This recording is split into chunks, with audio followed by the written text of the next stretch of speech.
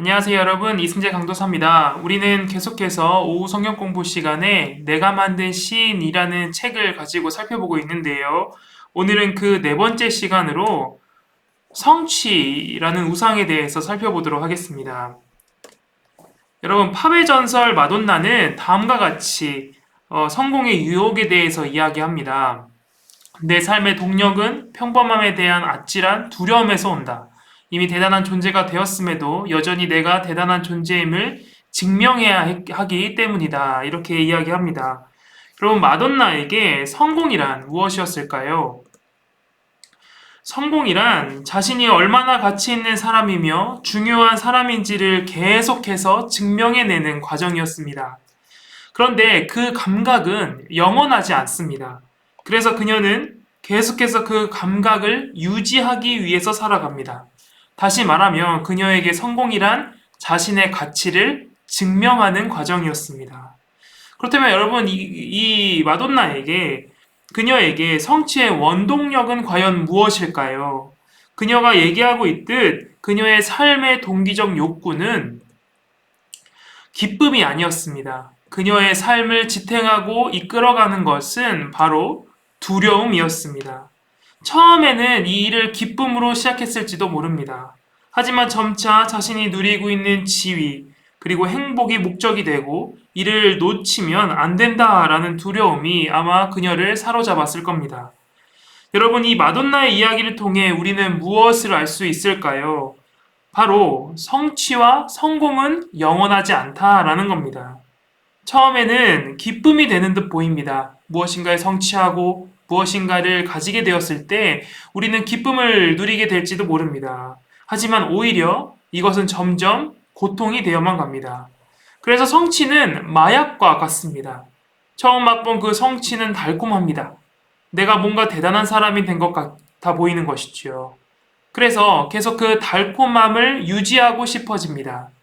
이 성공을 유지하기 위해 그래서 열심히 달려나갑니다.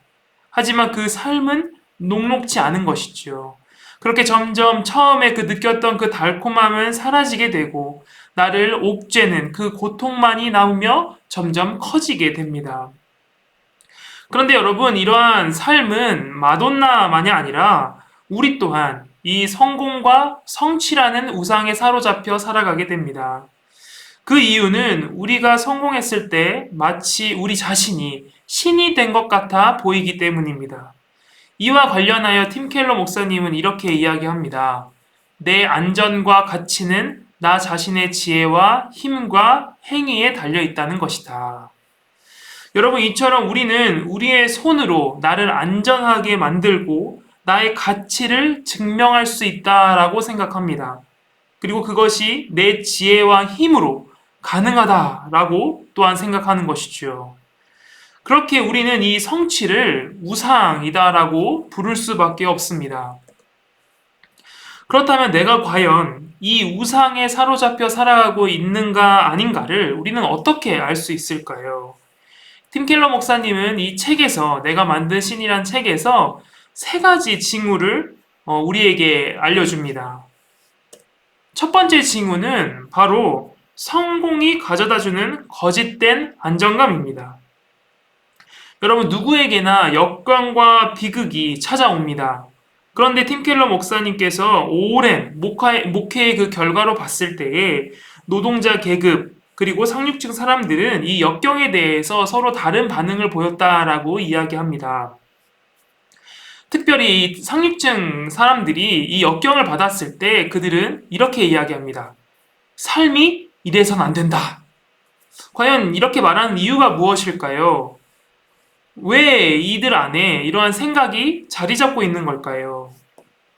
그들이 생각했을 때에 그들이 이렇게 역경을 받는 이유는 자신이 뭔가를 열심히 하지 않았기 때문이다라는 생각이 그들 안에 자리 잡혀 있는 겁니다. 상류층 사람들은 자기 성취를 신격화해서 그것이 자신의 삶을 안전하게 지켜준다라고 생각하는 것이죠. 그런데 여러분, 진정으로 우리의 삶을 보존하고 지켜주시는 분은 누구이신가요? 오직 우리의 삶을 고난으로부터 지켜주시고 우리를 참되게 보살펴 주실 수 있는 분은 오직 하나님 그분 한 분뿐입니다. 이어서 두 번째 징후는 바로 자신을 왜곡해서 보는 겁니다. 이것은 자신이 성취한 것에 근거하여 자신을 더 부풀려서 자신을 바라보는 것입니다. 여러분, 우리 주변에는 한 분야에 아주 정통한 분들이 많이 있습니다. 그런데 그들이 가지는 실수 중 하나는 하나의 자신의 전공 분야만이 아니라 다른 분야에서도 마치 자신이 성공한 것처럼 행동할 때가 있다라는 겁니다. 그러한 착각은 그를 잘못된 선택으로 이끌 뿐만이 아니라 실수를 하도록 또 만들게 됩니다. 마지막 징후는요, 자신감을 잃어버리는 겁니다. 언제 자신감을 잃어버리냐면 바로 자신이 자신의 분야에서 정상을 지키지 못했을 때 이들은 자신감을 잃어버리게 됩니다. 여러분, 특별히 한 예를 이 팀 켈러 목사님이 들고 계시는데요. 바로 유명한 테니스 선수인 크리스 에버트라라는 사람에 대한 이야기입니다. 이 크리스 에버트라라는 분은 70년도, 80년대에 정상급 그 테니스 선수였는데요.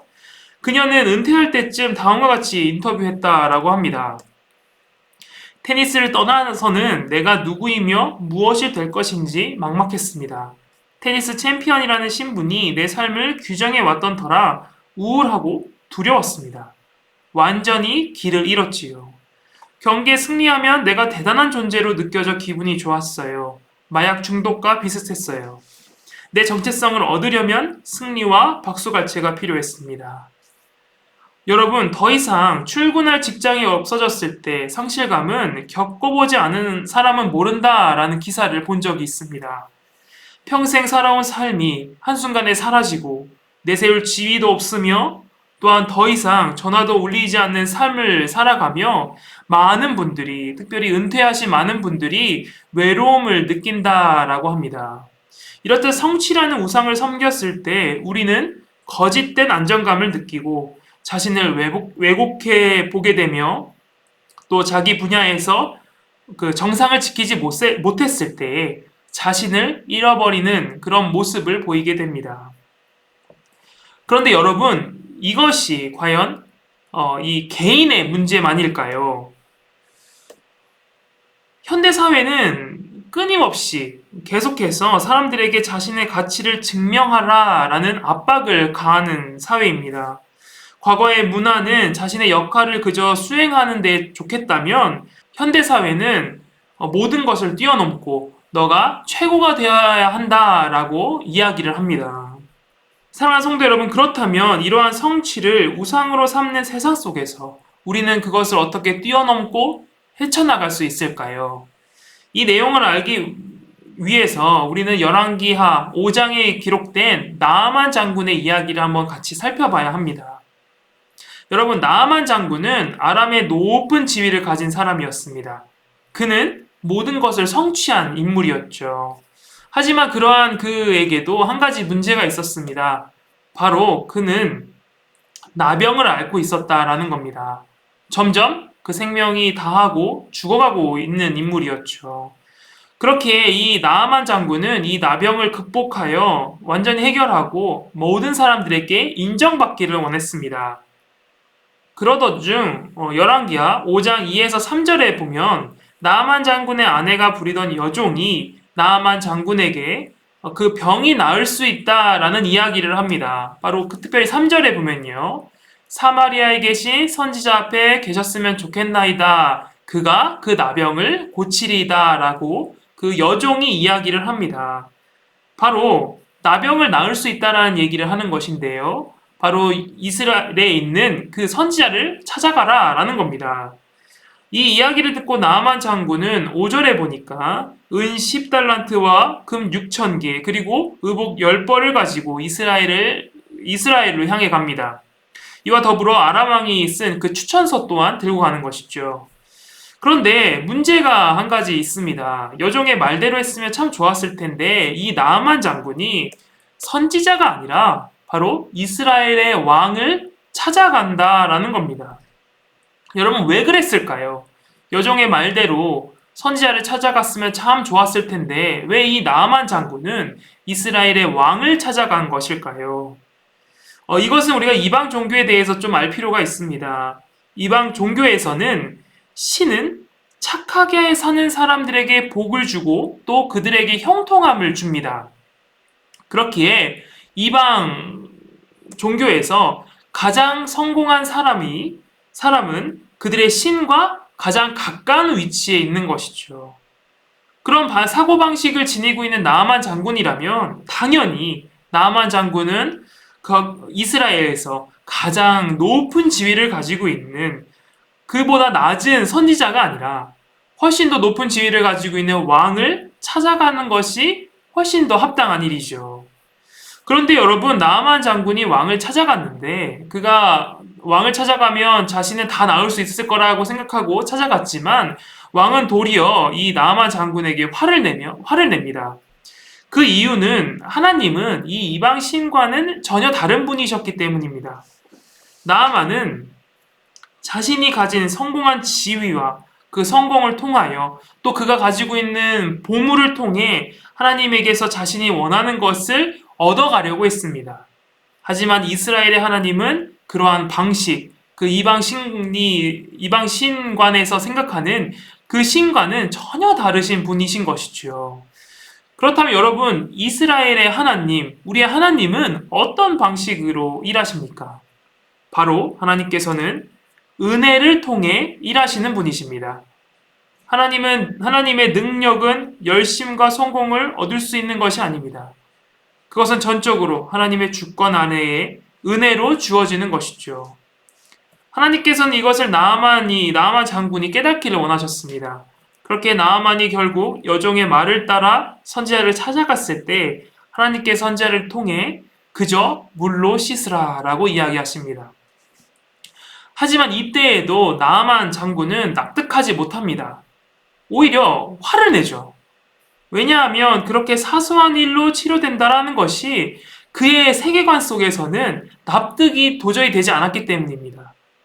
그는 아주 거창한 일을 통하여 병이 낫는 일이 이루어질 거다. 내가 거창한 일을 합당한 일을 하여 그거에 합당한 보상을 받는다라고 그는 생각했던 것이지요.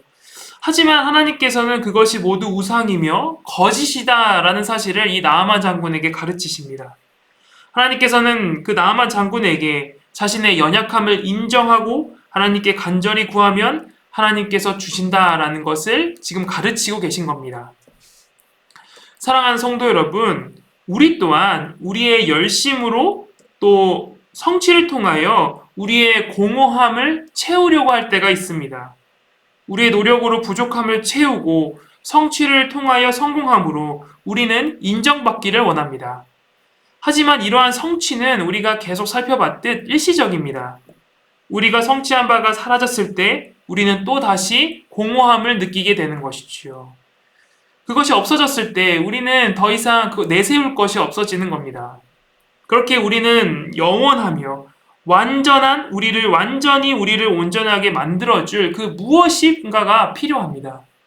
그렇다면 그것이 무엇인가요? 그것은 바로 하나님만이 주실 수 있는 겁니다. 그때 하나님께 나아가는 방식은 우리의 부족함과 연약함을 인정하며 나아가는 겁니다. 그리고 하나님께 간절히 매달리는 것이죠. 그저 하나님을 믿고 그분을 의지하는 일입니다. 하나님께서는 그렇게 살아가는 자에게 은혜를 베풀어 주시며 또 그들을 정말로 기뻐하십니다. 그런데 여러분, 하나님께서 이러한 일을 이루어 가실 때에 나아만 장군에게 낮아진 종을 사용한다라는 것을 우리가 또한 볼 수 있습니다. 그가 이처럼 하나님의 은혜를 누리며 살아갈 수 있었던 것은 전적으로 여종 덕분이었습니다. 여러분 한번 이 여종에 대해서 한번 생각해 보시기 바랍니다. 여러분 이 여종의 출신이 지금 어디인가요? 열왕기하 5장 2절에 보면 이렇게 기록되어 있습니다. 전에 아람 사람이 떼를 지어 나아가서 이스라엘 땅에서 어린 소녀 하나를 사로잡음에 그가 나아만의 아내에게 수종들더니. 여러분, 나아만 장군은 그녀에게 있어 이 고통스러운 종의 삶을 살게 한 사람이었습니다. 바로 원수인 것이죠. 그녀는 나아만이 나병으로 고생한다라는 말을 들었을 때 기뻐할 수 있었습니다.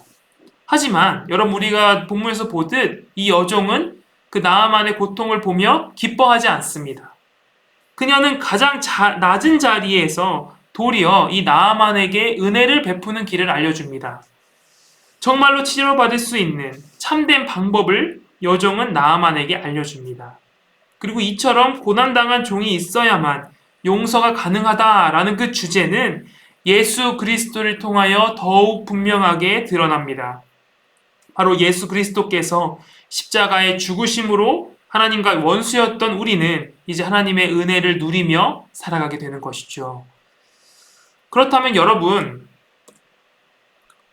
여러분의 삶은 어떠신가요? 제 이야기를 좀 하자면 제가 중고등학교 때 자존심의 원천은 수학이었습니다. 막 잘한 것은 아니었지만 그래도 다른 것은 좀 못해도 수학은 괜찮게 나왔던 것이죠. 그래서 제 안에 수학만큼은 그래도 어디 가서 무시당하지 않는다라는 마음, 그 생각이 제 안에 자리하고 있었습니다.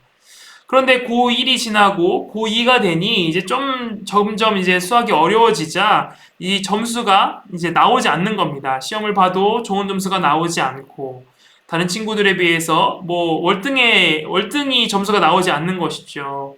심지어 그때 사춘기까지 겹치니 제 자존감은 한없이 떨어졌습니다. 그때 정말 그 자존감이 너무나도 낮아지는 것이죠.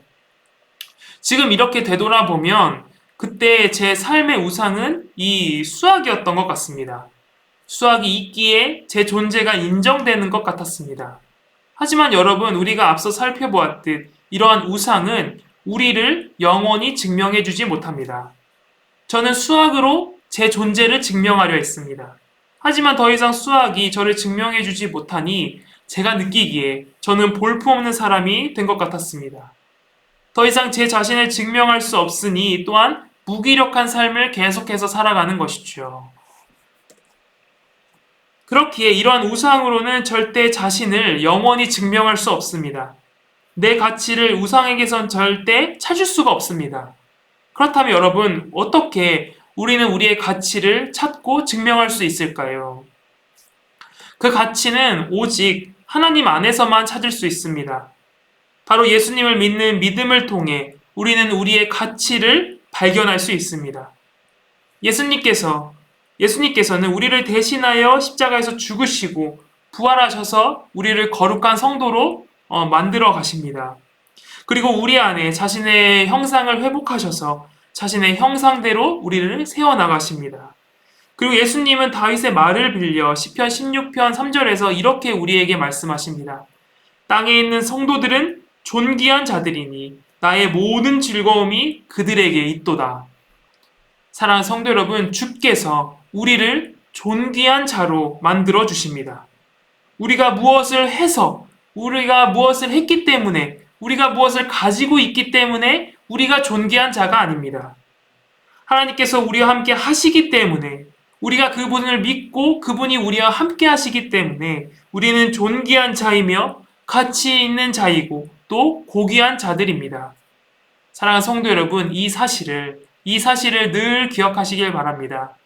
성취라는 우상에 사로잡혀 사는 것이 아니라 정말 그분이 우리에게 주신 그 은혜를 잡고 그 은혜를 따라 살아가는 우리 모두 되길 바랍니다. 감사합니다.